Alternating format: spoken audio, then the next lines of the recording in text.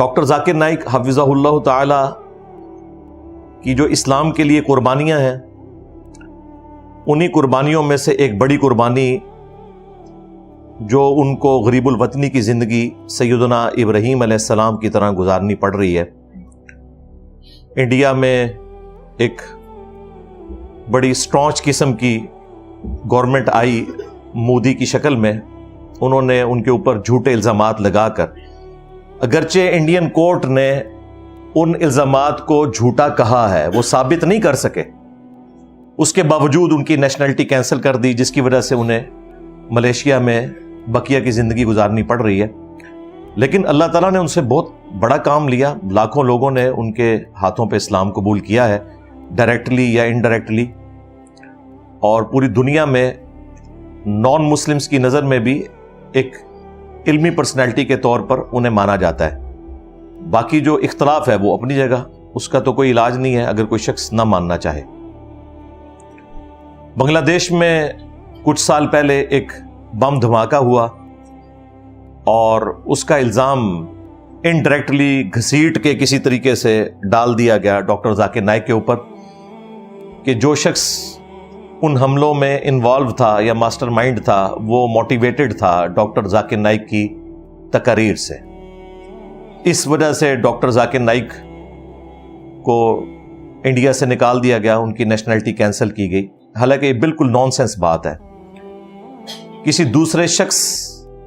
کی ایکٹیویٹی کا وبال کسی بھی مذہبی لیڈر کے اوپر اس وقت آتا ہے جب وہ اس طرح کی ایکسٹرا جوڈیشل ایکٹیویٹیز کو پروموٹ کرے۔ ڈاکٹر ذاکر نائک کی کسی تقریر میں اس طرح کی کوئی بات موجود نہیں ہے، وہ تو ایک دعوت و تبلیغ کا کام کر رہے ہیں۔ انہوں نے کبھی بھی کوئی جہادی تنظیم نہیں بنائی، نہ اس قسم کی سو کالڈ جہادی تنظیموں کو سپورٹ کیا ہے، لیکن اس کے باوجود گھسیٹ گھساٹ کر ایک شخص کا وبال ان کے اوپر ڈال دیا گیا۔ ہمارے لیکچرز میں بھی کئی ایسے لوگ آ کے جا چکے ہیں جنہوں نے بعد میں اس قسم کی ایکٹیویٹیز پرفارم کی، لیکن میرا تو ان سے کوئی لینا دینا نہیں ہے۔ میں تو ایکسٹرا جوڈیشل ایکٹیویٹی خواہ کوئی ریاستی ادارہ کرے، خواہ کوئی مذہبی جماعت کرے یا کوئی جہادی تنظیم کرے، میں تو اسے حرام سمجھتا ہوں، اور میرا پورا ٹریک ریکارڈ ہے۔ اسی طریقے سے ڈاکٹر ذاکر نائک کا پورا ٹریک ریکارڈ ہے۔ ایک جملہ ان کا اٹھایا گیا اور اسی کی بنیاد کے اوپر یو کے میں بھی ان پر پابندی لگائی گئی، اور مجھے بڑے افسوس سے کہنا پڑ رہا ہے پاکستان میں بھی چند سیکولر لوگ، اگرچہ وہ اکثر معاملات میں منصف مزاج ہیں اور صحیح چیزیں ہائی لائٹ کرتے ہیں، اس کے باوجود یہاں آ کر وہ بھی دھوکہ کھا گئے، یا انہوں نے جان بوجھ کر اپنا غصہ نکالنے کی کوشش کی، واللہ عالم۔ اور وہی الزام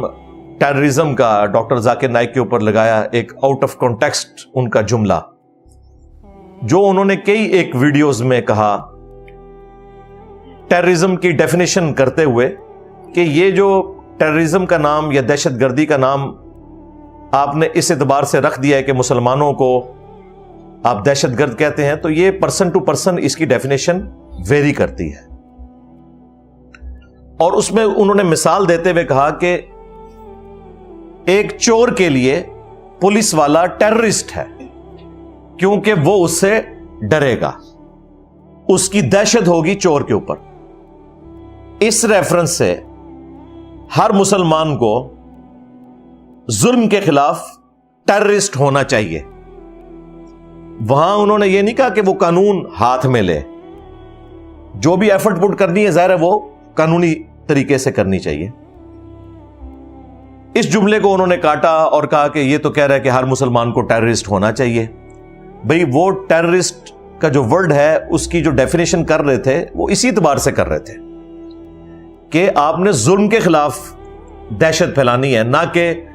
ظالم کے ساتھ مل کر مظلوم کے لیے آپ نے ٹیررسٹ بننا ہے۔ یہ تو انہوں نے بات ہی نہیں کی۔ اور اس طرح کا جو الفاظ کا چناؤ ہوتا ہے بعض اوقات سمجھانے کے لیے، اگر اس میں کوئی ولگر چیز انوالو نہ ہو اور کوئی شرعی گرفت نہ ہو تو آپ اس قسم کے الفاظ استعمال کر سکتے ہیں، اور یہ ہمیشہ سے کیے جاتے رہے ہیں۔